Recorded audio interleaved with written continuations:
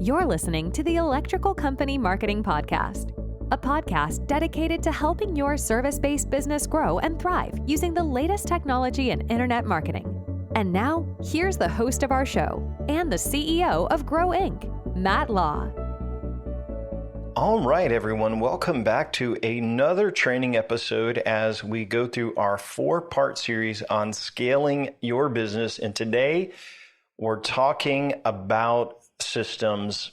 And this is interesting. You are not going to rise to the level of your goals if you fall to the level of your systems. Today, we are talking all about infrastructure. We're talking about the systems you need to have in place to scale. Now, I've been an entrepreneur for right around 25 years. And when I was 25 years old, we started a company, and the very first year, it was a mortgage lending business. We were such a mess. Why? Because we had no systems in place. And as we were growing, I remember how much chaos there was. Nobody could do things consistently, or at least it felt like that, where one loan would be smooth, the next one would be chaos, because we did not have any checklists, we did not have any systems, we did not have anything in order, but we were young, we were ambitious, we had a lot of drive, and I was an entrepreneur. And I remember one of the guys that I met in real estate. He said, "Matt, have you read The E-Myth yet?" I said, "No, I haven't read it yet." He's like, "You need to read this book. It's going to help you as an entrepreneur." Saw him a few months later. He said, "Matt, have you read The E-Myth yet?" I said, "No, I haven't read it." He's like, "You need to read this book. It's going to really help you." And for about a year, I bumped into him and he would ask me, "Hey, have you read that book yet?" I'm like, "No, but I bought it. I'm going to read it." And finally, I got it on audio, and this is back 25 years ago. So I got it in audio, I got it on CD, and I listened to it as I was driving on a trip, and my wife and I sat there and listened. And it finally made sense why there was so much chaos. It made sense why walls seemed to fall down upon us, why there wasn't order, there wasn't harmony, and there was always chaos. And so if you've never read The E-Myth Revisited by Michael Gerber, first of all, I want to encourage you to pick up a copy of that book. It's a life-changing book for entrepreneurs because they need to have systems in order to grow. What I'm going to do is I'm going to quickly tell you what the book it kind of explains and why it matters to systems. And then we're going to dive in and we're going to talk about different systems that you need in your business. But basically, he said there's 3 roles that every entrepreneur plays in their business. And more than likely, you started off as like a technician. You were the doer. You are the one that does the work. And in your business, you probably know how to do what you sell, and you probably do it really, really well. You're skilled and crafted in this. But if you only do that skill every day and you never work on your business and you're always working in the business, when you're working in the weeds, then you're not going to be able to grow. You're not going to be able to innovate. You're not going to be able to build systems. So many of you started your service business in what Michael Gerber calls it, a entrepreneurial seizure. And I did the same thing. I was doing work. I was doing mortgage work. I was a loan officer working for a company. And I said to myself, anyone can do a better job than this. And so I had this entrepreneurial seizure at age 24, 25, and I launched my first business. And when we launched, we were 25 years old. Now, I had a couple little small businesses before that too. So it's like I had this seizure, but this was the first time that I actually started a company. And the thing was, I was a good technician. I was good at doing loans, but I was not understanding what it meant to be a full entrepreneur, to own a business, to run a business, to manage people. I started off with myself alone doing loans as an entrepreneur, having an entrepreneurial seizure, and the only thing I was a technician. But there's 3 roles that Michael Gerber explains that entrepreneurs have to flow in. The second one is the manager. Well, the manager is the one that organizes things and plans things out. It's the one who focuses on systems, processes, and keeping things running smoothly. And they have this strength to create order and consistency. And sometimes some of their weakness can be stuck in administration and they can be resistant to change, but they build systems. And as a manager, the other thing is the manager does is it keeps people accountable to the systems that they created. And hopefully they are also willing to innovate. And so as I'm listening to this book, I said, well, shoot, I'm not good at managing people. I've never even thought about our systems. I'm basically saying, hey, everybody do a good job, but I never documented what a good job was. Everyone get your loan submitted on time, but what does that mean? Everyone do a complete package, but I did not understand what's a checklist for a package. And so for me, I did not have systems in place. Where I was strong is I was good at being a technician and doing loans, but I was also strong at the third role, which is the entrepreneur. So you have the technician, the guy doing the work, the manager that's building systems and holding people accountable, and then there's the entrepreneur. And so the entrepreneur is the visionary. They see like, hey, we could be huge. And they're thinking about, hey, where are we going? What's next? And they're big picture thinkers. They're innovative and they drive growth. They drive passion. But their weakness is they can get distracted. They can be impatient with details and they're a little bit ADD. So if you listen to my previous episode, a lot of entrepreneurs are ADD-ish where they have all of these ideas, but they won't go back and build systems. So if you spend all your time here as an entrepreneur, you're going to be ADD, have a million ideas started and nothing completed. And if you never spend any time here as an entrepreneur, you won't have any vision or passion or innovation. And so as I read this book, I said, oh my goodness, I am the technician. I just do loans. And then I have these big ideas and I'm like, come on, everybody, do what I'm thinking. And then I'll go back and be a technician, but I never spend any time as the manager building systems, getting things organized. And I said, man, so I read the book and I found I spent all my time as an entrepreneur and a technician, and I would only dream, and I would go do loans, and I'd go back and forth in this crazy cycle. But I did not know how to build a team or organize my company. And because I didn't know how to build systems or be a manager, they struggled, I struggled, and there was this chaos. So after reading the book, I immediately started to build systems and checklists and documentation and all the things that we're going to cover in this book. And people were trained on those systems. They knew what was expected. We set up, hey, we are going to do it like this. Can you do it? Yes, they can. No, they can't. We worked on all of these things and they knew how everything should flow. And for the first time, I remember after a few months, it was really tough at first, there was this harmony in business where people were actually getting along better. Everyone knew what was to be done, and loans and everything became much, much more consistent. It was a very life-changing and powerful moment in business for me. So I will tell you, some of you are probably managing business and it's in total chaos. And you're like, I want to grow, I want to scale.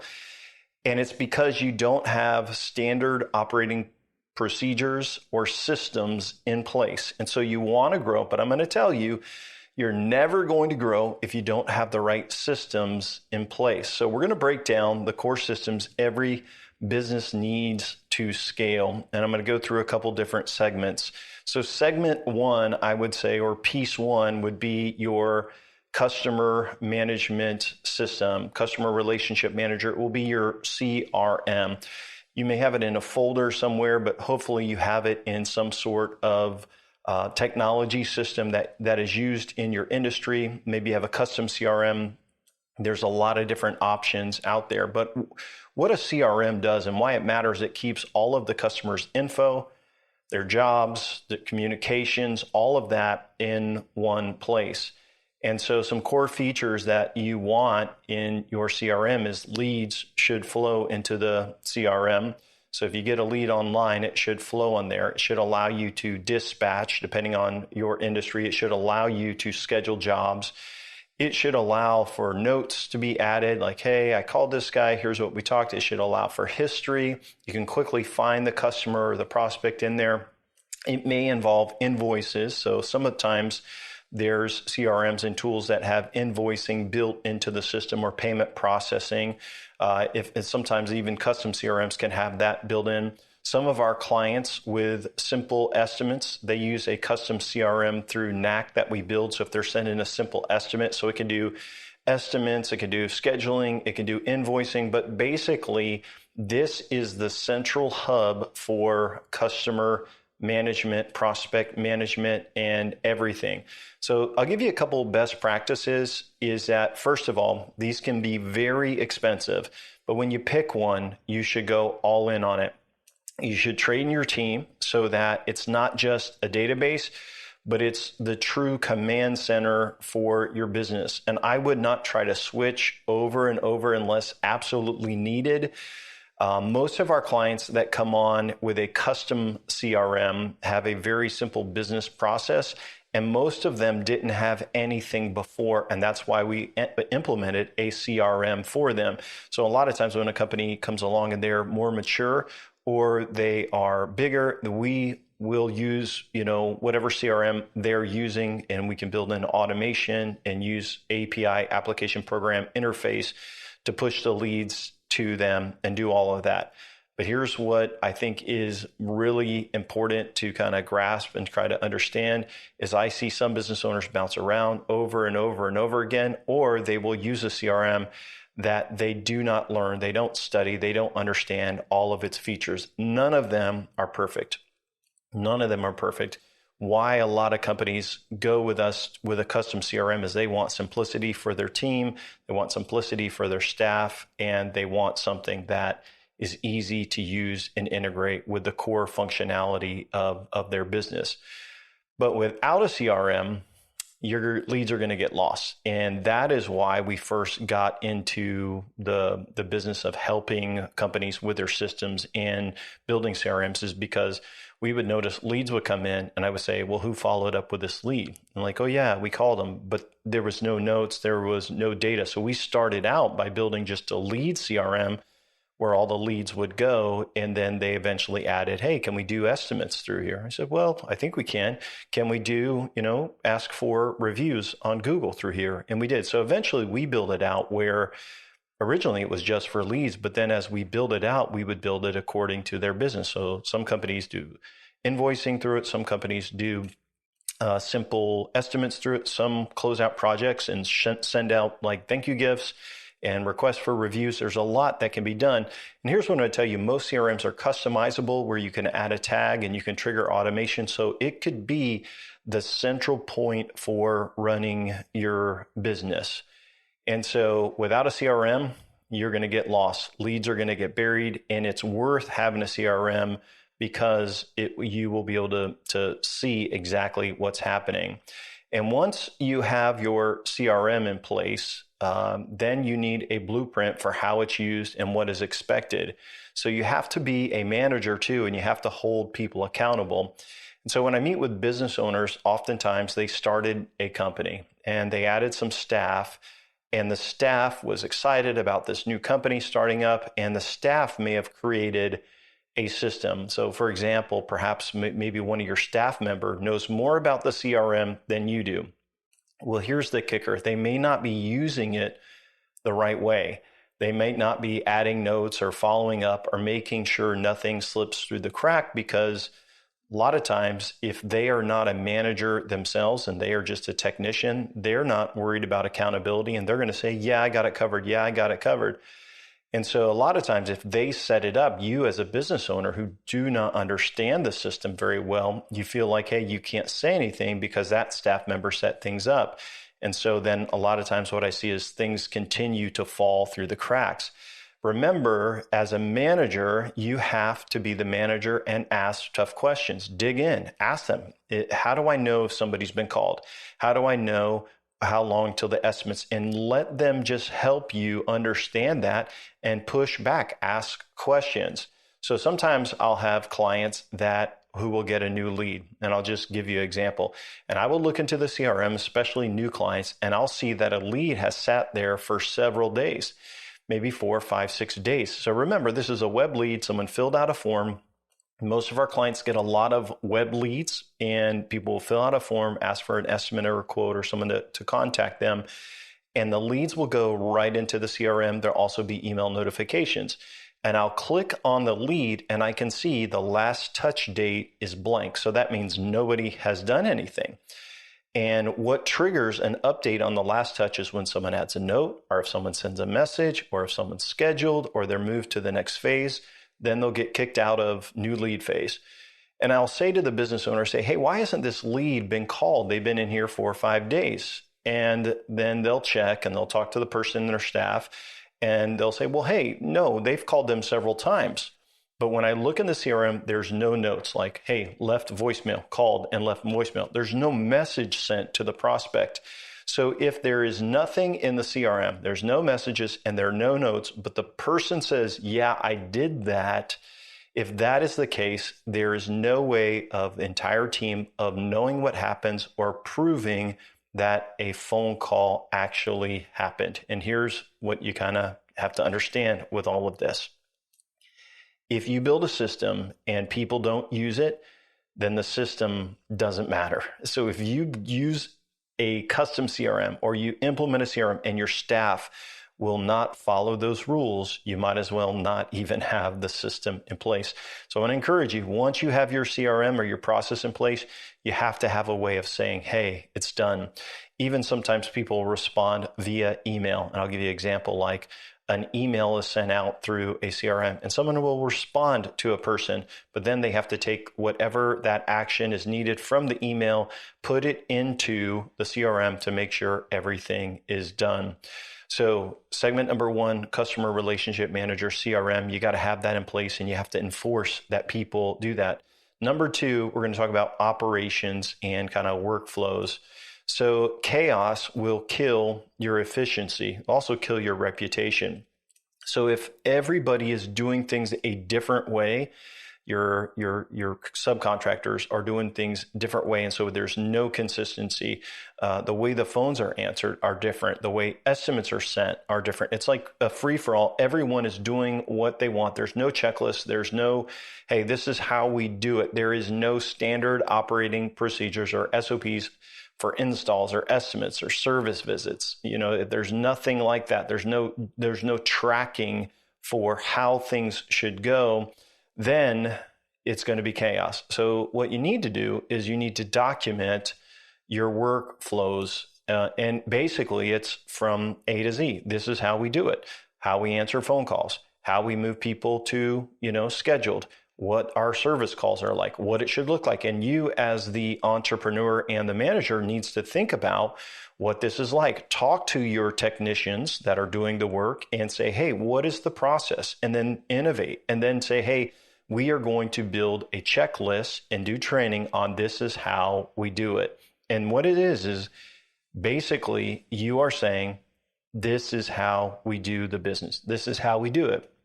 And that standard operating procedure, it can be a document. It really can have some checklists. It could be a carbon copy, form that they check off and they put on the manager's desk and say, hey, here's this estimate, here's this service call. It can be a number of different ways. But when you're creating this, normally you want to have some sort of like network document or Google document that has the process, that has the training. This is how we do it. And then if you're going to pass it on to your technicians, they are going to have something to check off either digitally or through a form or through their estimate sheet. They're going to have some sort of checklist so they know nothing slips through the cracks. And so you're going to have basically your operations workflow, your standard operating procedures written out that you can provide training that you can share with your staff, and you can say, hey, here's what we're doing. And then if they have to provide proof of something that they've done, it could be a checklist, it could be through the CRM, them checking off a few boxes that things were done. There's a lot of different ways to do it, but then you have to hold, this is important, people accountable. So once you write your standard operating procedures, you write your operational workflow, and you have all of that done, and people say, yeah, I got it, we can do it, and you've got the systems in place, you can build it into your CRM, to your forms, all of that, Maybe they need to upload a picture when it's done. You can build that into your technology. All of that has to be done, and then it's time to hold people accountable. You cannot hold people accountable if there is no direction on systems. One time I was consulting with a business owner, and this is probably like 15 years ago, and we were talking about innovation, and I asked for an example of when something slipped through the crack. And one of the ladies who was part of this gentleman's team, she's like, well, we just lost $1,400 today on an order because we messed up the shipping. And basically, they did not ask the right questions when they were getting ready to ship. It was delayed, and there was this big deal where they had to refund a big portion of the order, which was $1,400. And I said, well, whose fault was it that this was missed? And this is the thing, something was missed. And the answer was nobody. They just missed it, and they forgot to check it. So it's like, hey, we just kind of missed it. We all did, because there's a lot of people working on this. And so I said, okay. So in one girl, I kind of remember, she's like, well, I was supposed to do the last check, and she actually was a little emotional. I said, hey, don't be down on yourself. You guys were all supposed to do this. But here's the thing. There's no checklist in place. There's no systems in place. And so it's really not your fault. It's actually the business owner's fault. And he was sitting right there and wasn't really happy that I said that. But I expounded. I said, I'm not saying it's your fault. His name, I think, was John. And I said, John, not your fault directly. It's the fault of not having the system in place. And I expounded that if you don't have a system in place to check things off before every order is shipped of what to check, then you can't put blame on a team, because it's really the responsibility as business owners. So as a business owner building systems, it's your job to ask questions. Was there anything missed? And figure out where it was missed, who missed it, and build that into a system so nothing falls through the cracks. So it's standard operating procedures. All right. You're going to get that planned out. You are then going to provide training, and you're going to say, hey, is there clear? Are we clear on this? Can we do this? And then there is accountability to the person. So you can't hold someone accountable if you haven't trained them, if you haven't given them the procedure, and you haven't set clear expectations. So what are you holding them accountable to? No, you have to say in clarity, here's what we're doing. Then you give accountability, and then you can refine the process. And every month, as you continue to build systems, you're going to see, hey, there's things that we're missing that we need to build into our operating procedures.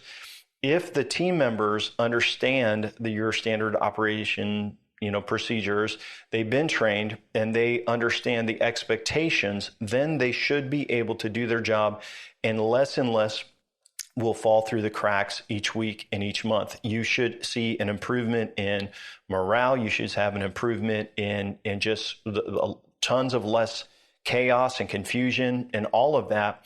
And if your expectations are reasonable and they know what they're doing, they're going to do a great job. Now, if your expectations are not reasonable, where they have too much to do and too many things to check, and they're not able to do everything, things are either going to fall behind, or they are not going to do all of the systems that you are wanting. So let's say your expectations are unreasonable and you're just asking too much. Well, if they are skipping the system, that is not good. They can't skip a system. You may have to take something off their plate or add more support, or they may just be in the wrong seat on the bus. So maybe they need to do something else. But if they don't do what is expected, and they never follow directions, and they never say, hey, I'm behind, then they need to be fired. If they complain continually about a system after they agreed that they could follow it, then they also should be fired. If they complain to others about a system that they agreed to that they could do, then they should be fired. And this is important. You can never scale a company when everyone has their own way of doing things. It won't happen. It will never grow, because you cannot build consistency across a team. It's not even a team. It's a bunch of individuals doing whatever they want. And it will show in morale. It will show in how things feel in the office, in tension. It will show in your online reviews. And so you have to build standard operating procedures. You have to train them. Are they going to do them? Are they going to be accountable to them? And if they will, then you're going to see how your business flows on a day-to-day is going to dramatically improve. And there's 1,000 ways of doing this, but the best way to get started is thinking through answering phone calls, all right? From answering phone calls to scheduling, and just think through an entire project, how it goes, what it looks like, that entire process. So we've got your customer management, which is your CRM. Then we've got like how the business runs, how all that goes. Another segment that you really need some systems in is with financing and your financial data. And so you really need to be able to measure and see your financial numbers and how that's going.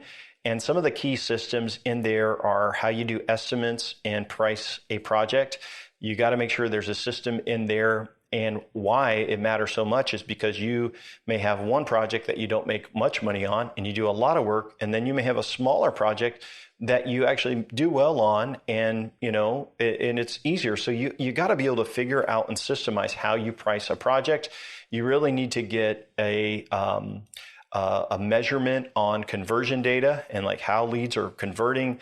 You need a system for invoicing and tracking payments tied to jobs. And you can put all of this in a dashboard or a KPI. So a few questions. And I will say that you can overcomplicate this. You can spend so much time working on this and it becomes totally chaotic, and you don't need that. You just need simple systems in place. And so, for examples, estimates. How do you send out estimates? Are they sent via text, email? All right. Are they being delivered? Are they going to spam? Are they priced correctly? Are they sent out on time? Is there a follow-up process for estimates that go out? Is there accountability for the salesman if he is sending those out? Is there accountability for how he follows up? And a lot of that may be like, okay, how are we going to check this? Is he putting notes in the CRM? Like, when was the dates sent out? And you look at that data, but there has to be a system or something in place for estimates.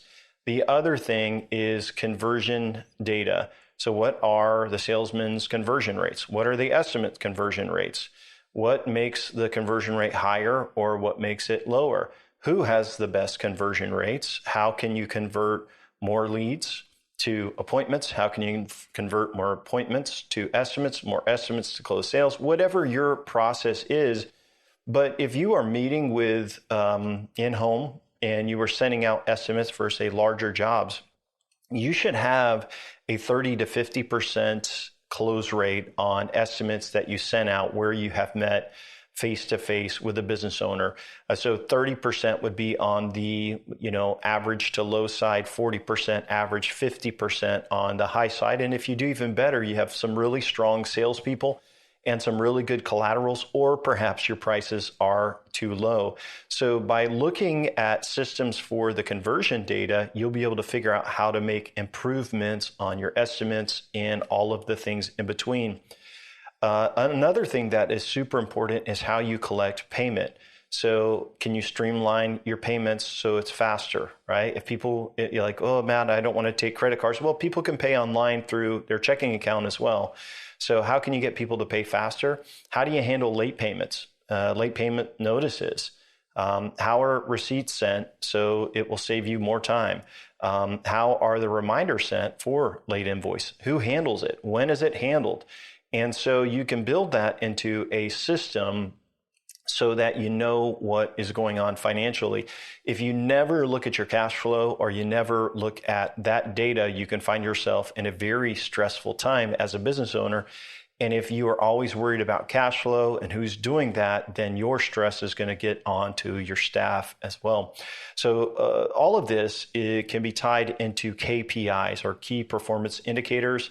And these can be built into your CRM as the company matures. But the KPI data, it keeps a pulse on things. And it's kind of can be on a dashboard. It can be somewhere so you can see. So when we meet with a business owner, what are the most important things usually? And a lot of times it's number of leads, it's number of appointments, it's estimate close rates, things of this nature. We also look at all of the marketing data like local calls. We look at number of Google reviews and how that is increasing. We look at the number of organic calls. We look at the number of paid calls through paid ads. We look at overall traffic, and there's a number of these things which we build into a marketing dashboard so we can quickly look at that data. So most companies go for the KPI dashboard first, and I wouldn't do that. Build your internal systems first, and then begin to look at that data on a spreadsheet or something. And then once you have the accountability and the systems in place, then build the dashboard. So I mean, with a lot of business owners, like, I just need all this KPI data right there. But really, they're not keeping anyone accountable at all to begin with. And so there is no need for a KPI if the accountability isn't in place. So we've talked through 3 different segments so far. We talked through your customer relationship manager. We've talked through like overall company operations and procedures and all of that. And then we talked about the financial data and having some KPIs in place. The last thing I'll bring up is internal communication and how to innovate and improve your system. So that is called the feedback loop. And so you need to be able to proactively communicate to all of your team. That includes if you have subcontractors, anyone that you would say, hey, they're part of our team. And if you should be in touch with your team leaders every week, hey, here's what's going on, here's what's coming up. And if your team leaders are leading other people, they should be in touch with their people every week as well. And so if you can open communication, it will reduce bottlenecks. It will make sure that that info is accessible for everyone, not just the owner. And so sometimes by communicating and opening up communication on a weekly basis, hey, how can I help? How can I serve? How can we make this better? Even with contractors, a lot of our clients that are winning and doing well, they meet every week before the week. Here's what's going on the projects. Let's talk through that. And they'll just get everything organized and ready to go for the week. So I think that's a really good thing to do as well. A lot of people do text messaging in this, and that's a very basic way, or a phone call. You could do a phone call meeting. Those are good, but weekly meetings, an overview of the week ahead is a great way to make sure communication is open. During those meetings, a lot of times your people will say, hey, we've got a problem. You could also talk through what happened last week. How did last week go? And in agile development and growth for like CRMs and like whenever you're planning out SaaS applications, they do what's called agile development. We do that also here at Grow Inc. for how we grow our clients' businesses. But in agile development, they do sprints and they say, hey, what did we do wrong here? And then how can we make it better here? And they'll plan out what is next. But when you have feedback in these meetings, then you can go in and say, okay, we missed that in the system. Let's add this to this checklist. Let's add this to this system. So I would suggest that you do weekly meetings. You can also look at notes in your CRM. So sometimes when a contractor is going to close out a project, which they could in your CRM or have access to it, they could add a note on how things went. So then maybe you don't need to have a meeting because you can see those notes in the CRM.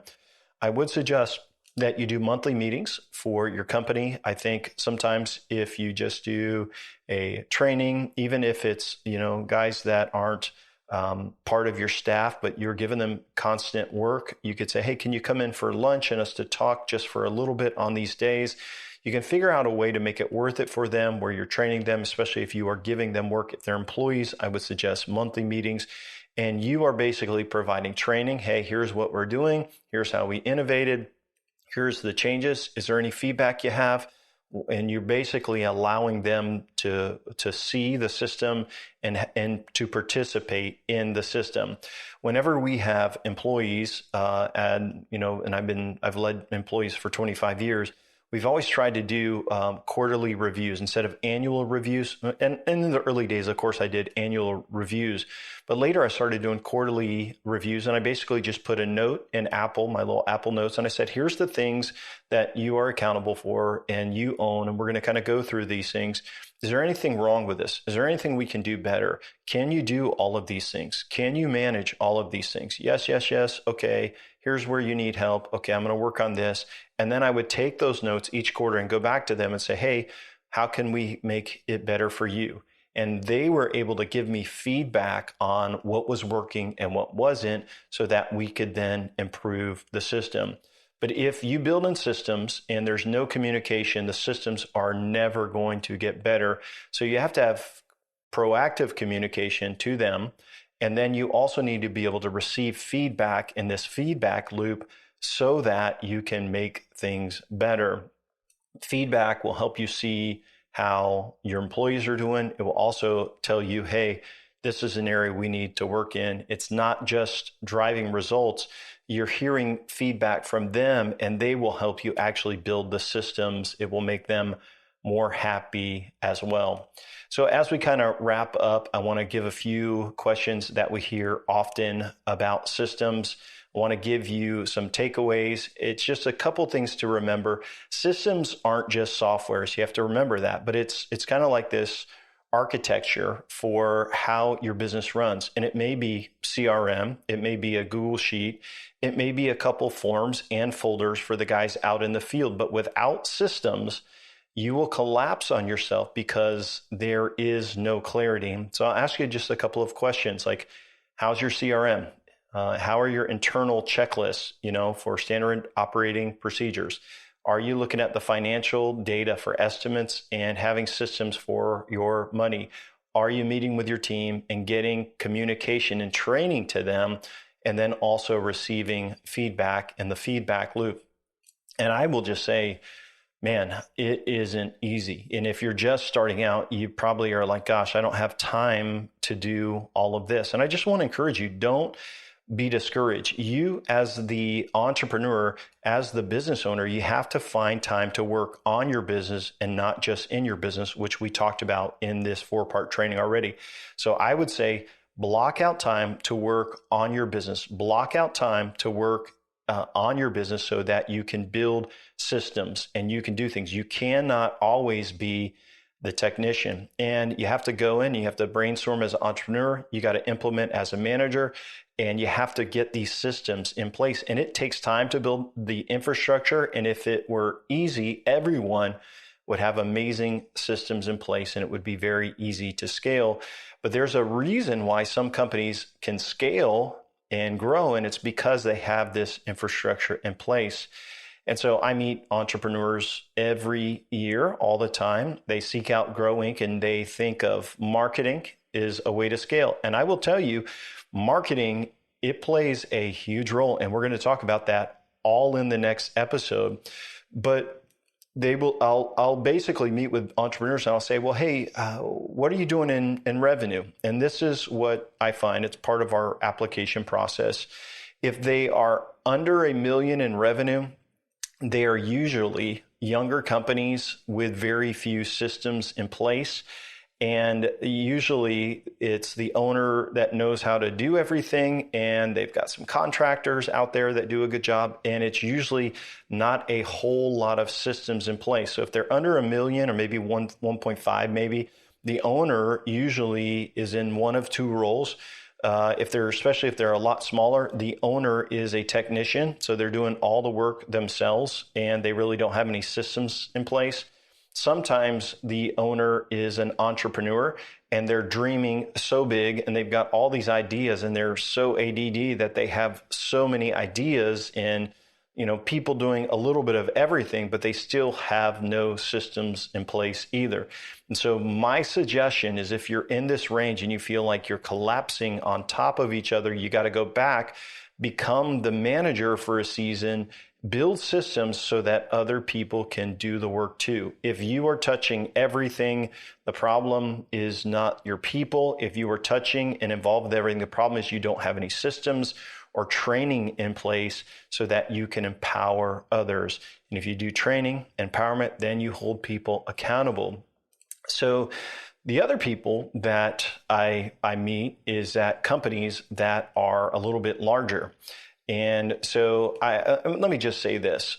If you're thinking about scaling, I want to go back one step. If you're thinking about scaling and you live only in the entrepreneurship, vision, dreaming, all over the place area, but you never hold people accountable to the systems that you built, or you never build any systems, then you're in trouble and you may not even know it. And what I want to say is you'll come and you'll want a bunch of leads to scale. You may even hire marketing and you may even start growing, but you'll see that you soon collapse on yourself because there's no systems in place to make sure you do a good job.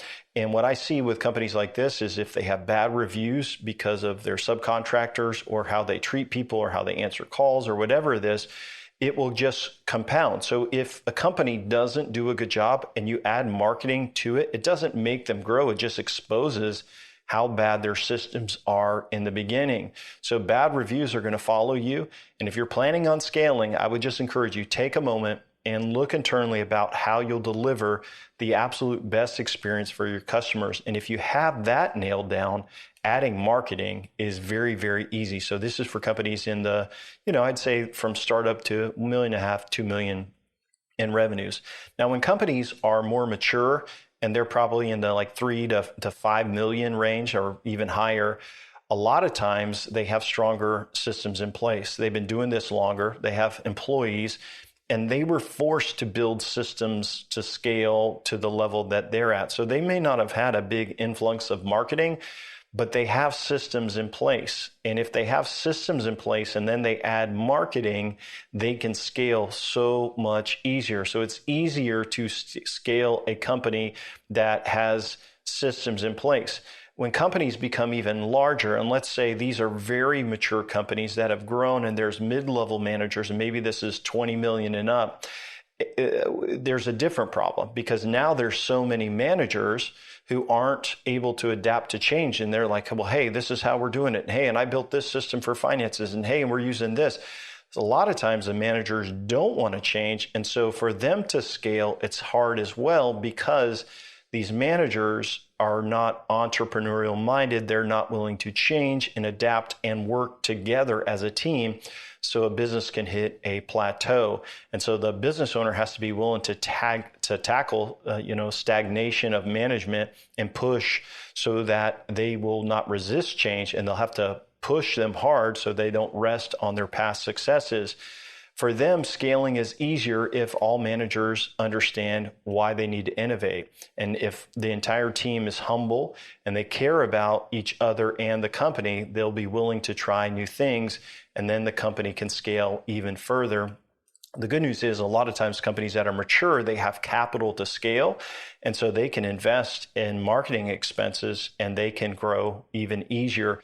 It is absolutely hardest for startups to scale. And I want to say this, it's easy to go from 5 to 10, like that's doubling. It's really hard to go from a young company that doesn't have systems and grow by 100, 200%. It's incredibly difficult for that. It's also hard for companies who are not willing to hold their employees accountable and their managers accountable to be willing to change and innovate and work together. And so I want to give you a couple closing FAQs or frequently asked questions or things I hear all the time that I'm like, man, I want to talk about this.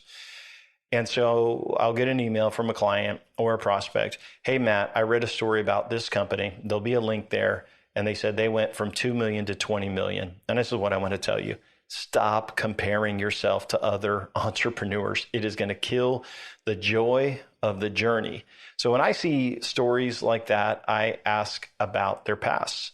Does a company bootstrap, or did they sell a previous business and pour millions of dollars into marketing? So stop comparing yourself. Your situation is your situation, right? And you're going to put pressure on your staff, on you, and all the people you need to be committed to the journey, right, for you. You're going to put pressure on them by comparing other companies all the time. You have to walk your walk. You have to walk your calling and your plan and your business.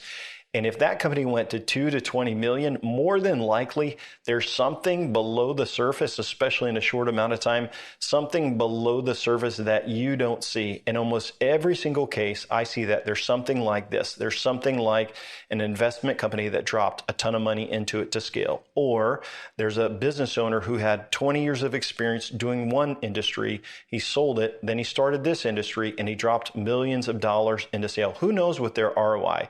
If you are bootstrapping, you have to put on blinders just like a horse would running a race and say, I'm going to run my race. Another question I want to answer. What is the number one rule for building systems? And this one's kind of hard. It's accountability. If you build a system and nobody is using it, then the staff doesn't respect you as a leader. Maybe you didn't train them right, all right? So go out and train them again and say, hey, I've trained you on this. Do you understand this is what we are going to do now? Can you do it? Yes, boss, I can. Train them and then hold them accountable for doing that process, for doing those tasks. If they don't, and you cannot keep them accountable, you have to fire them. Any good books that you would recommend for scaling? And I just want to give you a couple here. So I love the E-Myth Revisited. It is a very old book. It's a fable book, so it's an easy read. It's like a story. It's one of my favorites of all time that really shaped how I work and lead. It's an older book, like I said, but it's great for entrepreneurs. Another book is by Patrick Lencioni. He's one of the authors that I read for a lot of years. If you are a more larger company, and so maybe you are like, hey, we really want to scale big, and there's politics in the office, and you've got managers that kind of control their little area. There's a book called Silos, Politics, and Turf Wars. And this book is really, really interesting because it talks about how to break down the silos and all the politics so everybody works together. That's also a fable, and it's one of my favorite books as well. If you're looking to hire people and you're like, hey, I got to fire some people and I want to hire some people. In our company, we hire what I call, and actually all of our businesses that I own or the organizations that I'm a part of, we look for what I call entree-spirited people. And so when I was in the mortgage business, trained a lot of people to do mortgages, a lot of people from scratch, and that's how we built our team.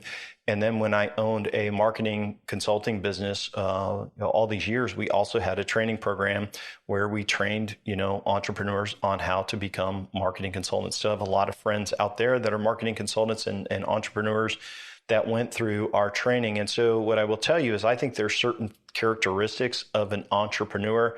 And so my book called The Entree Spirit, The DNA of Self-Starters and People Who Get Things Done, that book may help. And that book is about entrepreneurship and the values we hire on here at Grow Inc. in our organizations that I'm a part of.